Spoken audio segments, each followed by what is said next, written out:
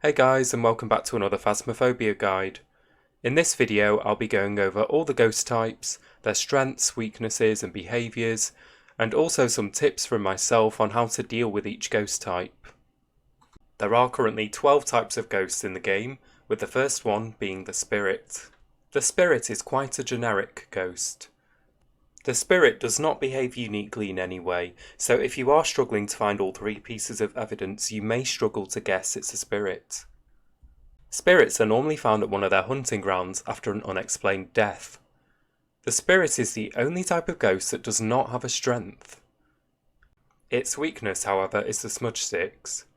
Using smudge sticks on a spirit will stop it attacking for a long period of time. In order to do this, you do need a lighter in your inventory as well. With a lighter in your inventory, swap to the smudge sticks and press F by default. The smudge stick will then stay lit for about 15 seconds. You will need to walk around the spirit within a 6 meter range in order for this to work. My top tip for dealing with a spirit is to exploit its weakness. If you do discover you're dealing with a spirit, go grab them smudge sticks, bring them to the ghost room, light them and walk around. This should buy you a lot of time where you should be safe from hunts. Next we have the Wraith, which the journal describes as a particularly dangerous ghost. It's the only known ghost that has the ability of flight, and can also travel through walls. The Wraith's strength is that it almost never touches the ground, meaning generally it can't be tracked via footsteps. Normally, footsteps can only be seen if the ghost walks through a salt pile. If you place the salt pile in the ghost room or in the ghost patrol path, and the ghost then walks through the salt, normally footprints will be left on the floor which can be seen with either the UV flashlight or the glow stick. In the case of the Wraith, however, as it does rarely touch the ground, it is quite rare that it will leave footprints around a salt pile. Conversely, the Wraith's weakness is that it does have a toxic reaction to salt. It is believed that if the Wraith comes into contact with a pile of salt, it will stop attacking.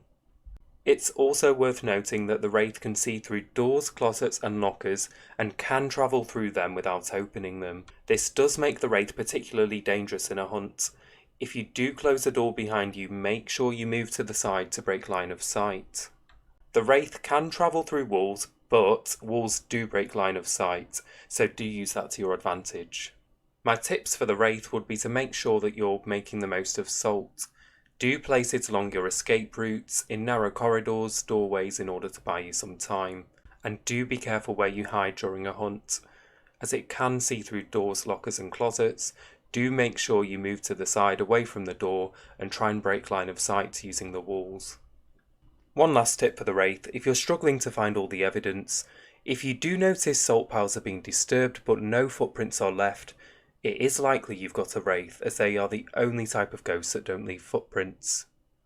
Every other type of ghost leaves footprints, but do note that this does not count as fingerprint evidence. This is separate. Next we have the Phantom. The Phantom is a ghost that can possess the living, most commonly summoned by a Ouija board. It also induces fear into those around it. The main strength of the Phantom is that looking at the Phantom will considerably drop your sanity. This sanity drop applies to both seeing it during a manifestation or if you see the ghost during a hunt. The weakness of the Phantom is that it's quite camera shy. Taking a photo of the Phantom will make it temporarily disappear. However, if you do take a photo of the Phantom during a hunt, it will not disappear, as much as I know you would love it to. My tip for the Phantom would be to be careful where you look if you hear it manifesting, and do keep an eye on your sanity. I do find that phantoms like to manifest quite frequently, and if you do happen to look straight at the Phantom, your sanity will plummet like nothing else. If your sanity does get too low, around 50% or less, you are likely to have more hunts, so do bear this in mind. Next we have the Poltergeist, personally one of my favourite ghosts. The Poltergeist, also known as a noisy ghost, can manipulate objects around it to spread fear into its victims. The strength of the Poltergeist is that it can throw huge amounts of objects at once. This means that the weakness of the Poltergeist is that it's almost ineffective in an empty room. If from the get-go you're noticing a lot of items being moved or thrown around, or perhaps doors being opened and closed a lot, then you may have a hunch that you're dealing with a poltergeist. I do find it easier to guess a poltergeist compared to other types of ghosts because the poltergeist behaviour is quite unique.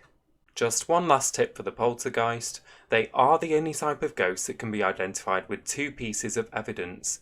This is ghost orbs and fingerprints. No other type of ghost can have this combination. I have actually had it in a few games where I have found ghost orbs and fingerprints first, leaving me with no choice but the poltergeist. The next ghost type is the Banshee. The Banshee is a natural hunter and will attack anything. It has been known to stalk its prey one at a time until making its kill. The Banshee is quite an aggressive ghost. Its strength is that it will only target one person at a time. This means that during a hunt, it will always target the same player until they are dead, and then it will choose a new target. The weakness of the Banshee, however, is that it does fear the crucifix and will be less aggressive near one. This means that the normal crucifix protection range of 3 meters is increased to 5 meters when you are facing a Banshee. My top tip for the Banshee would be to try and identify its target as soon as possible. If a hunt begins, do look at who it follows every single time. It will always target this player during a hunt, so you do know that the rest of you are safe and you can use this to your advantage. Even if you don't know if it's a Banshee yet, if you do notice it's just following one player continually during a hunt, you might actually be able to work out that you've got a Banshee based on this behaviour. The Banshee can also attack you when your sanity is quite high compared to other ghosts, so do be careful. The Banshee is a very aggressive ghost. Next we have the Jinn. The Jinn is a very territorial ghost that will attack when threatened. It has also been known to travel at significant speed. The strength of the Jinn is that it will travel at a faster speed if its victim is far away. However, its weakness is that turning off the location's power source, so the fuse box that you can find on each map, will prevent the Jinn from using its ability. If you do discover you're dealing with a Jinn, turning off the power source will stop it being faster during a hunt, giving you an advantage. Jinns do love electronics. If they're messing with the lights a lot, or messing with phones, radios, TVs, car alarms, etc., you may be able to work out that you're dealing with a Jinn. As they are very territorial, they may be more active if you spend more time in the ghost room. Do bear this in mind as you may get hunted more frequently. Next up we have the Mare, the ghost of darkness, the source of all nightmares. The Mare is the most powerful in the dark. The Mare's strength is that it has an increased chance to attack you in the dark. Conversely, its weakness is that leaving the lights on around the Mare will lower its chance to attack you. As you can imagine, the best strategy to deal with a Mare is to leave the lights on as much as possible. The Mare will love to turn the light switches off and may also frequently turn off the fuse box, so you may need to dedicate a player to guard the area around the fuse box in order to keep it turned on. It's quite easy to confuse the behaviour of the Jinn and the Mare, as the Jinn also loves to turn off lights. I would say the main difference, however, is that the Jinn frequently turns them on as much as it turns it off. However, the Mare only tends to turn lights off and does not really turn them back on. This subtle difference may help you in identifying the type of ghost. The Mare will be extremely aggressive in the dark and will hunt very frequently, so do keep them lights on and stay well lit. Next we have the Revenant, a slow but violent ghost that will attack indiscriminately. It has been rumoured to travel at significantly higher speeds when hunting. As the description suggested, the Revenant's main strength is that it will travel at a significantly faster speed when hunting a victim. In contrast, its weakness is that hiding from the Revenant will cause it to move very slowly. There is another important thing you need to know about the Revenant. It's that it can freely switch its target during a hunt. Normally, the ghost will focus on one target per hunt, or in the case of a Banshee, it will target the same person every hunt. However, for the Revenant, if there is a player that is closer to it during a hunt, it may decide to swap targets, so do be careful, none of you are safe during a Revenant's hunt. My top tip for the Revenant would be to hide as soon as possible, as soon as you know that a hunt has started. Due to their fast travel speeds during a hunt, you will struggle to outrun them, so you don't really want to be caught in that situation. If they do happen to catch you out in the open and you've got nowhere to hide, as a last ditch effort you can try lighting some smudge sticks. This will delay the hunt for a few seconds, hopefully buying you a few extra seconds to try and hide. The next type of ghost is the shade, also known as the shy ghost. There is evidence that a shade will stop all paranormal activity if there are multiple people nearby. The strength of the shade is that being shy means the ghost will be harder to find. Its weakness, however, is that the ghost will not enter hunting mode if there are multiple people nearby. If you are struggling to get much activity or evidence, you might suspect that you're dealing with a shade. In that case, I do suggest leaving someone alone in the ghost room, that lucky person, and seeing if the activity increases. It's worth noting that alone in this case just means in a different room, so the rest of you can be in the next room along. If you do work out you've got a shade, and you're hanging around to do some more optional objectives or take more photos, etc., do make sure you group up, as the shade won't be able to hunt you then. Safety in numbers. The next ghost is everyone's favourite, the demon. The journal does refer to the demon as one of the worst ghosts that you can encounter. It has been known to attack without a reason. As suggested, the strength of the demon is that it will attack more often than any other type of ghost. Do be on your guard and expect more hunts. The weakness of the demon, however, is that asking it a successful question on the Ouija board will not lower your sanity. When you ask the Ouija board a phrase that the ghost recognises, there is a 2 in 3 chance of success and a 1 in 3 chance of failure. If it succeeds, the ghost will answer your question, and you will receive a sanity drop between 5 and 10% normally.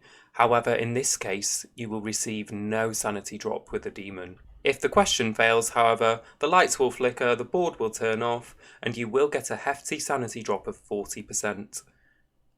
This applies if it's a demon or any other type of ghost. If you do want to use the Ouija board, I do recommend you ask where the ghost is. This is the most important question and it will speed up the mission, but do be prepared for the chance that your question will fail and you will take a big sanity drop. If you do work out you're dealing with a demon, I do recommend finishing the mission as soon as possible. Definitely bring items such as sanity pills and crucifixes, get them placed in the room in order to prevent hunts, and use the pills to keep your sanity high in order to reduce the chance of a hunt. Expect many hunts with a demon, and do always have an escape route in mind wherever you are. The penultimate type of ghost is the Yurei. The Yurei is a ghost that has returned to the physical world, usually for the purpose of revenge or hatred. Its main strength is that it does have a stronger effect on people's sanity. Your sanity will drain faster. Its weakness is the smudge sticks. Using smudge sticks on the Yurei's room will stop it wandering for quite a long time.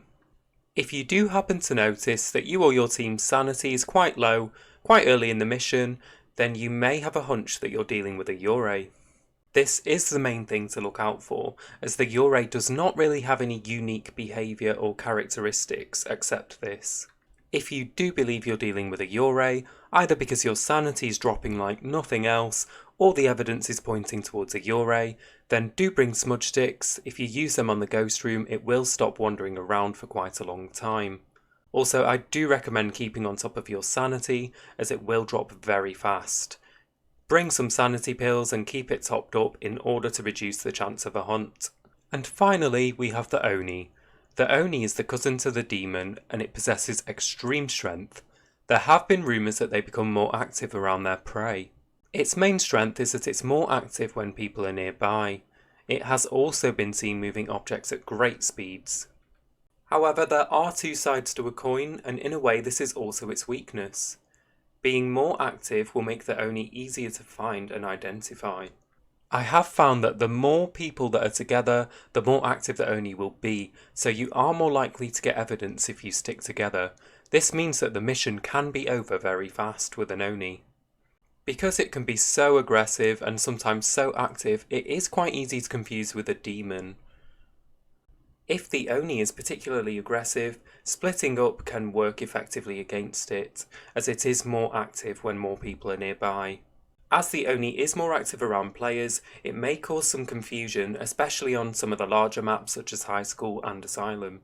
Even if you aren't near the ghost room, the Oni might wander across to you and may start interacting with things nearby, leading you to believe that you are near the ghost room. Make sure you try and get some hard evidence on the thermometer or the EMF in order to accurately determine the ghost room, as the Oni may try to lead you astray while you are searching the building. So that's all 12 types of ghosts that are currently in the game. Sometimes, even if you are struggling to find all the evidence, you can make an educated guess of the ghost type based on the way it's interacting or behaving. I hope you did find this video useful. If you did, don't forget to drop a like and subscribe if you haven't already. I do have a lot more Phasmophobia content coming. In the meantime, as always, stay safe and happy hunting!